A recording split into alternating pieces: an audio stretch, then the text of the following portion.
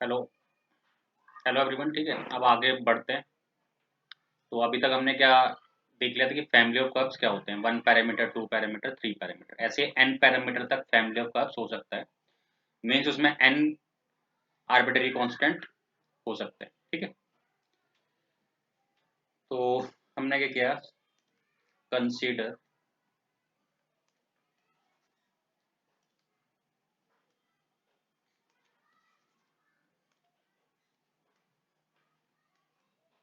Consider a family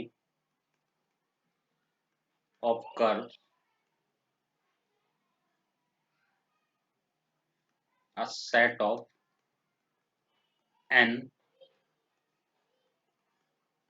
arbitrary constant. हमने क्या consider करा, एक फैमिली ऑफ कर्व्स को कंसीडर करा जिसमें कितने आर्बिटरी कांस्टेंट है, n है। ठीक है, अब इसको रिप्रेजेंट कैसे करते हैं, f, देखो उस फंक्शन में x होगा, y होगा। ठीक है, c1 c2 c3 up to cn equal to 0। तो ये क्या हो गई, फैमिली ऑफ कर्व्स हो गई जिसमें क्या है, n आर्बिटरी कांस्टेंट है, c1 c2 c3 up to cn। ठीक है, c1 c2 c3 cn are n arbitrary constant. ठीक है, अच्छा, तो ये जो आपने हो गया आर्बिटरी कांस्टेंट, या फिर हम इसे क्या बोलते हैं, पैरामीटर भी बोल सकते हैं। ठीक है,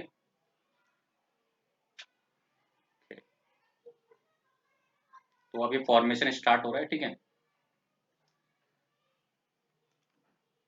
जैसे मैंने एक एग्जांपल लिया। ठीक है, जैसे ये क्या अपना फैमिली ऑफ कर्व से मैंने एक एग्जांपल लिया, x square plus y square plus 2gx plus 2fy plus C equal to 0।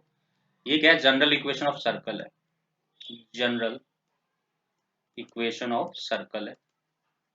तो अगर इसमें पूछता हूं मैं कितने आर्बिटरी कांस्टेंट होंगे, तो 3 होंगे, जी, एफ और सी। तो 3 आर्बिटरी कांस्टेंट या पैरामीटर। ठीक है, और एक दूसरे पे डिपेंड नहीं करेंगे, इंडिपेंडेंट है। 3 इंडिपेंडेंट कंडीशन आएंगी तभी ये इक्वेशन फॉर्म होगी। ठीक है, सिमिलरली हमने एक और एग्जांपल ले लिया, जैसे कि y equal to M X plus C. तो इसमें दो आर्बिटरी कांस्टेंट है, दो इंडिपेंडेंट इक्वेशन आएंगी।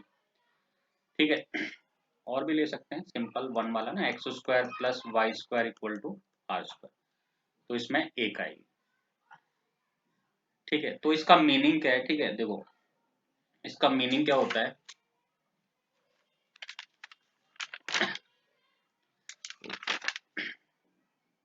X square plus y square plus 2gx plus 2fy plus C equal to 0। ठीक है, इसमें 3 आर्बिटरी कांस्टेंट हैं, दूसरे वाले में 2 हैं, और लास्ट वाले में अपना क्या है, 1 है। ठीक है, तो यहाँ पे थोड़ा सा हम आर्बिटरी कांस्टेंट को काउंट करना सीख गए। ठीक है, एक एग्जांपल और लेते हैं, A X plus B Y plus C equal to 0। तो इसमें अगर फर्स्ट टाइम में से देखता हूँ, ऑब्जर्व करता हूँ, तो मुझे लगेगा इसमें 3 आर्बिटरी कांस्टेंट है, 1 2, मतलब ए बी और सी। बट अगर मैं इसको डिवाइड कर दूं, इस होल इक्वेशन को डिवाइड कर दूं ए से या बी से, जिससे भी है, तो क्या आ जाएगा, A by A X, B by A Y, C by A equal to 0। तो क्या आ जाएगा, X plus B by A Y plus C by A equal to 0। ये आ गई इक्वेशन हमारी। ठीक है, अब इसमें इफेक्टिवली दो ही आर्बिटरी कांस्टेंट नजर आएंगे। अगर इसको मैं कुछ लेट कर लूँ, उसको C1 लेट कर लेता हूँ, फिर कांस्टेंट अपॉन कांस्टेंट कांस्टेंट ही रहेगा। ठीक है, सिमिलरली इसको लेट कर लेते हैं C2। तो ये क्या हो जाएगी, x plus C1y plus C2 equal to 2। तो इसमें कितने आर्बिटरी कांस्टेंट है, 2 है, 2 आर्बिटरी कांस्टेंट। ठीक है, तो इसे बोलते हैं इफेक्टिवली आर्बिटरी कांस्टेंट कितने हैं, सिर्फ 2 है। नजर तो 3 आ रहे हैं मुझे, ठीक है, यहाँ से 1 2 3, बट हैं कितने, 2 है। ठीक है, इसको हम लिखेंगे आगे आगे। एक एग्जांपल और लेते हैं। जैसे मेरे पास है y equal to C1 e to the power x plus C2। तो अगर यहाँ मैं ऑब्जर्व करूं इसे सिंपल, तो मुझे लगेगा कि दो आर्बिट्री कांस्टेंट है इसमें, C1 और कौन, C2। ठीक है, बट इसको थोड़ा सा मैनिपुलेट करते हैं पहले। तो क्या हो जाएगा, y इक्वल टू C1। ठीक है, इसको हमने क्या करा, ब्रेक करा e to the power x into E to the power C2। अब देखो e to the power x तो वेरिएबल होगा, ऑब्वियस है, क्यों, क्योंकि x की वैल्यू चेंज होगी तो ये वैल्यू भी चेंज होती रहेगी, फंक्शन है एक्चुअल में। ठीक है, अच्छा, बट e की पावर अगर मैं 2 लिखूंगा तो तुम आंसर क्या दोगे, कांस्टेंट आंसर दोगे। ठीक है, तो ऐसे अगर e की पावर C2 लगा दूं तो C2 भी तो एक कांस्टेंट ही है, तो इसका आंसर कितना आएगा, कांस्टेंट आएगा। It means C1 into C2, इन दोनों को मैंने क्लब कर लिया और into E to the power x, तो एक नया कांस्टेंट बन गया। देखो ये तो कांस्टेंट है ही, C1 इज अ कांस्टेंट, और e to the power C2 भी क्या है, कांस्टेंट है। तो कांस्टेंट मल्टीप्लाई बाय कांस्टेंट एक कांस्टेंट बन जाएगा, इसको हम नाम दे देते हैं C3। C3 क्या है हमारा, C1 E to the power C2, तो ये भी एक कांस्टेंट हो गया। तो इफेक्टिवली इसमें सिर्फ एक ही आर्बिट्री कांस्टेंट है, कितना है, 1 आर्बिट्री। समझ गए मेरी बात? ठीक है, ओके। तो ऐसे हो सकता है। ठीक है, एक और लेते हैं एग्जांपल। ठीक है, y equal to C1 plus C2 e to the power x plus C1 upon, sorry C1 तो ऑलरेडी हो चुका है। ठीक है, C3 upon C4 into E to the power x plus C5। अब ये क्वेश्चन है, तो फर्स्ट तो अगर मैं इसे ऑब्जर्व करता हूँ तो मुझे कितना आर्बिट्री कांस्टेंट दिखेंगे इसमें, 1 2 3 4 5 दिखेंगे। ठीक है, बट हमें डायरेक्टली 5 नहीं बोलना, हमें थोड़ा सा देखना है कि क्या ये मैनिपुलेट हो सकता है, क्या ये क्लब हो सकता है क्या। ठीक है, थोड़ा सा तो फिर करते हैं स्टार्ट। ठीक है, देखो C1, देखो C1 is a constant, C2 is a constant, तो कांस्टेंट प्लस कांस्टेंट का सम क्या होगा, कांस्टेंट ही आएगा। ठीक है, तो इसको एक नया कांस्टेंट नाम देते हैं, ऐसा करते हैं इसको कैपिटल ए दे देते हैं।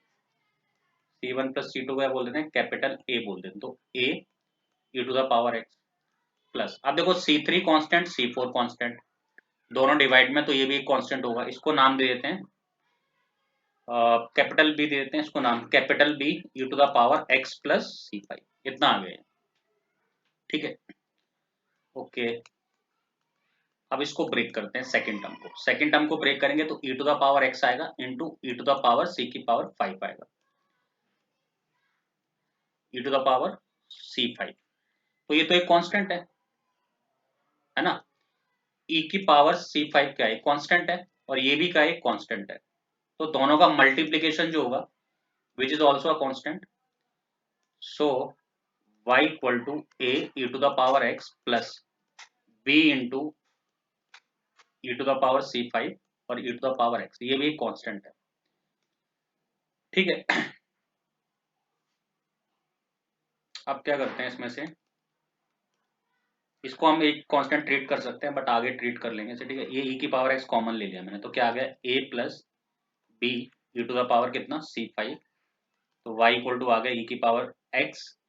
अब देखो ध्यान से, ये a कांस्टेंट है और b into E to the power C5 भी कांस्टेंट है, तो कांस्टेंट प्लस कांस्टेंट कांस्टेंट, इसको नाम दे देते हैं d दे देते हैं इसको नाम। ठीक है, कैपिटल D, तो हमारा जो y आ जाएगा वो क्या आएगा, d इंटू ई की पावर x।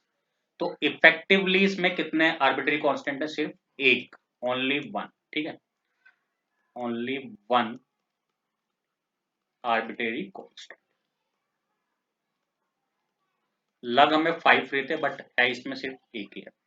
ठीक है, तो फिर कैसे आइडेंटिफाई करेंगे, तो हम देखेंगे, मान लो कोई दो कांस्टेंट सम में लिखे हैं, प्रोडक्ट में लिखे हैं, डिवीजन में लिखे हैं या मल्टीप्लीकेशन में लिखे हैं, तो उसको एक ही ट्रीट करना है तुम्हें। सही है, बाकी और कुछ और मैनिपुलेशन हो सकता है तो वो तुम देख सकते हो। ठीक है, तो ये मैं जब से आर्बिट्री कांस्टेंट डिस्कस इसलिए कर रहा हूँ। ठीक है, देखो जितने आर्बिट्री कांस्टेंट होते हैं, जितने आर्बिट्री कांस्टेंट होते हैं उतना ही डिफरेंशियल इक्वेशन का ऑर्डर होता है।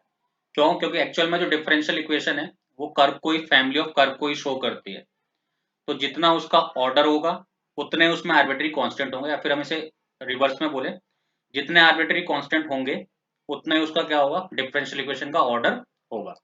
तो लिख लेते हैं इसे, ये इंपॉर्टेंट नोट।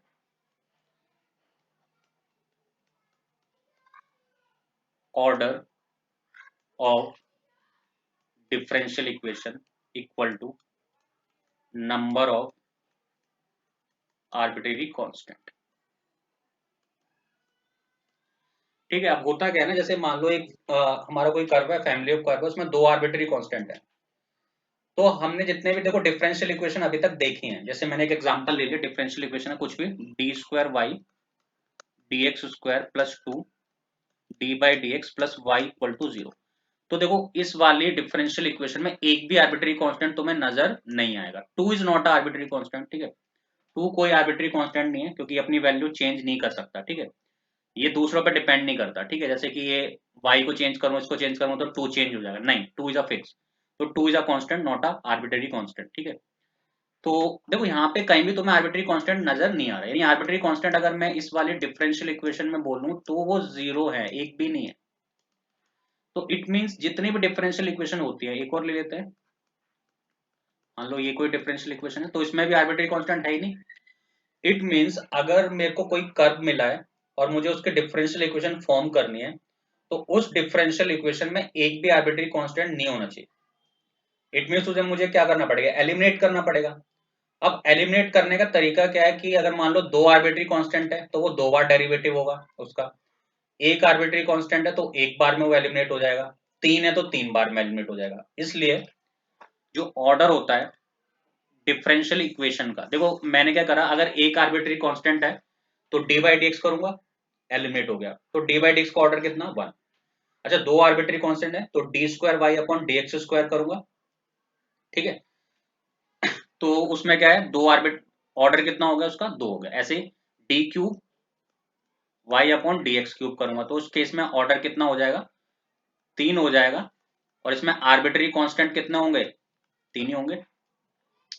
सही है ना, तो ये फंडा है, इसलिए बोलते हैं ऑर्डर जो होता है डिफरेंशियल इक्वेशन का वो उसके आर्बिट्री कांस्टेंट पे डिपेंड करता है। अगर दो है तो, अगर दो आर्बिट्री कांस्टेंट प्रेजेंट है तो डिफरेंशियल इक्वेशन का ऑर्डर दो आएगा, तीन प्रेजेंट है तो तीन आएगा, एक प्रेजेंट है तो एक आएगा। ठीक है, तो कुछ नोट्स है हमारे, वो लिख लेते हैं, और क्या प्रोसीजर है इसे फाइंड करने का वो लिख लेते हैं। ठीक है, तो फर्स्ट पॉइंट तो मैं ये बोलूंगा, ठीक है, कि प्रोसीजर लिख लेते हैं कि कैसे प्रोसीजर फाइंड करेंगे, क्योंकि ये तो मैंने ऑलरेडी बता दिया, जितने आर्बिट्री कांस्टेंट उतना उसका ऑर्डर, और डिफरेंशियल इक्वेशन में एक भी आर्बिट्री कांस्टेंट प्रेजेंट नहीं होता। चलो इसको तो ऐसे ही लिख लेते हैं। ठीक है, ये ऑर्डर तो मैंने लिख ही दिया। ठीक है, no arbitrary constant present in differential equation, differential equation में कोई भी आर्बिट्री कांस्टेंट प्रेजेंट नहीं होता। ठीक है, पहली चीज।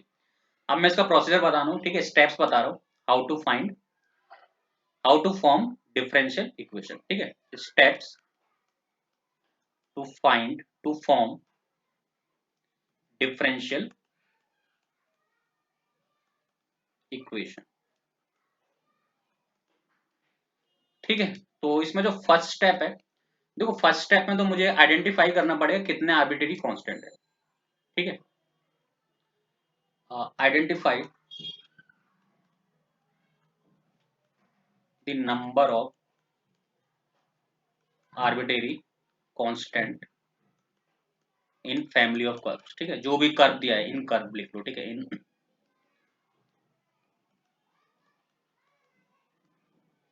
तो इससे क्या है ना, मुझे एक आइडिया मिल जाएगा। ठीक है, कि तीन आर्बिट्री कांस्टेंट है तो ऑब्वियस है मुझे तीन बार उसे डिफरेंशिएट करना पड़ेगा, दो है तो दो बार डिफरेंशिएट करेगा। ठीक है, जो भी है। Second, differentiate equation of curve till the required order. अब किसी फैमिली ऑफ कर्व में दो आर्बिट्री कांस्टेंट है, इसका मतलब वो दो बार डिफरेंशिएट होगा, तीन है तो तीन बार, तो वहीं तक हमें इसे क्या करना है, डिफरेंशिएट करना है। थर्ड, और देखो याद रखना जो डिफरेंशियल इक्वेशन आएगी उसमें एक भी आर्बिट्री कांस्टेंट प्रेजेंट नहीं होना चाहिए। ठीक है, तो वही मैं पॉइंट लिख रहा हूँ, eliminate the arbitrary constant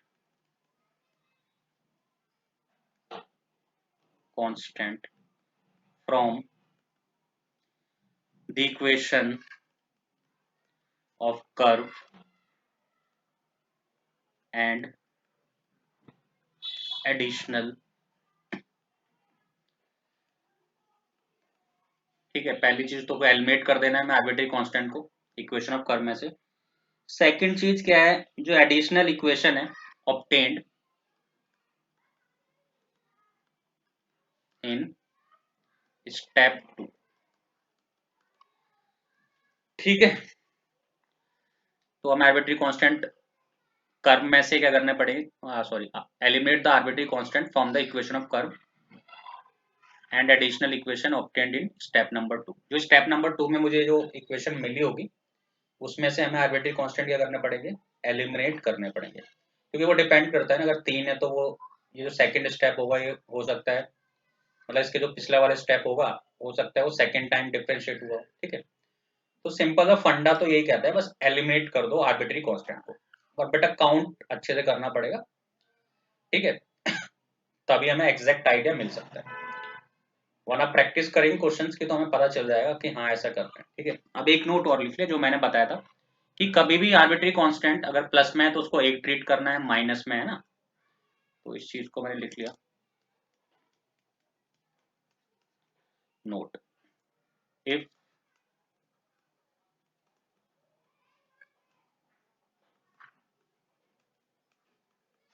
arbitrary constant present in addition, subtraction, multiplication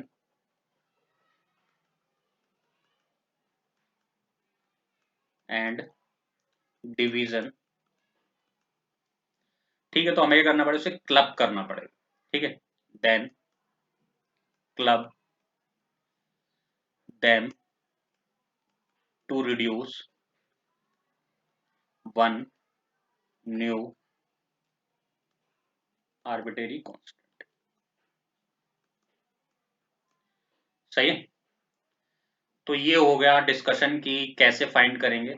पहले काउंट करेंगे, उतने टाइम उसे डिफरेंशिएट करेंगे, और अगर प्लस में लिखा है, मल्टीप्लिकेशन में लिखा है, जैसे हमने पिछले कुछ एग्जांपल्स में सीखा था, जैसे यहाँ देखो कितने सारे थे, एक रह गया मैनिपुलेशन करके, तो उसको हमें कन्वर्ट करना है वन में। मतलब अगर प्लस में दो कांस्टेंट लिखे हैं तो उसको एक ट्रीट करना है, मल्टीप्लाई में दो लिखे हैं तो उसको एक ट्रीट करना है। समझ गए? ठीक है,